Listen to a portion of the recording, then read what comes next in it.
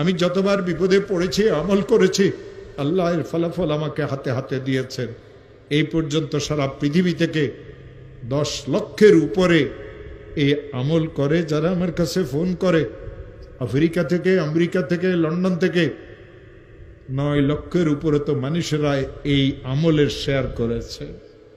হযরত মুজাদ্দিদ রহমতুল্লাহ আলাইহি তার কিতাবে লিখেছেন, কোন মুসলমান যদি বিপদে পড়ে, কোন মুসলমানের মেয়েটার যদি বিবাহ না হয়, কোন মুসলমান যদি অনেক ঋণগ্রস্ত হয়, কোন মুসলমান যদি দুশ্মনের দ্বারা আক্রান্ত হয়, কোন মুসলমান যদি মিথ্যা মামলা মোকদ্দমাতে ফাঁসিয়ে থাকে, কোন মুসলমানের মেয়েটার যদি তালাক হয়ে যায়, কোন মুসলমান যদি কঠিন কোনো অসুস্থতাতে পড়ে, কোন মুসলমান যদি এমন কোন বিপদে পড়ে যে বিপদ থেকে উদ্ধারের কোনো রাস্তা নাই, ওই মুসলমান যদি আমলটা করে, 499 প্রথমে 100 বার দরুদ শরীফ পড়বে।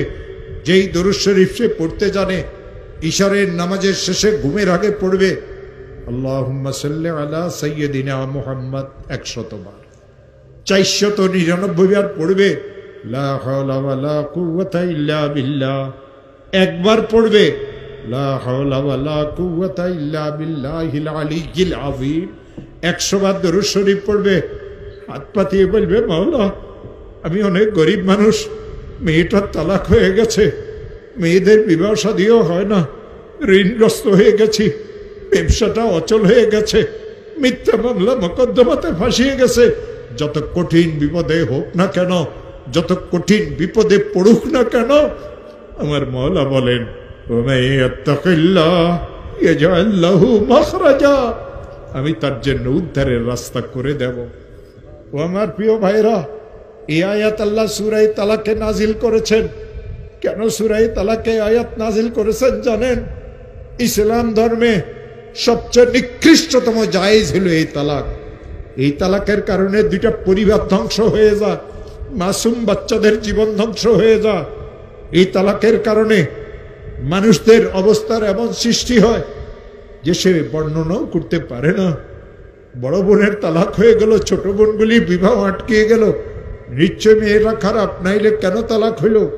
জামাইকে দেখতে তো অনেক ভালো লাগে। আমার প্রিয় ভাইয়েরা, এই মেয়েটা শ্বশুর বাড়িতে শান্তিতে ছিল না, বাপের বাড়িতে যতদিন ছিল ঘরের কাজ কামে মেয়েকে করা লাগতো। শ্বশুর বাড়িতে যাওয়ার পরে এই মেয়ের এত কষ্ট হয়, কাউকে খুলিয়ে বলতে পারে না। বাপ গরিব মানুষ, বাপের কাছেও বলতে পারে না, নীরবে সহ্য করে।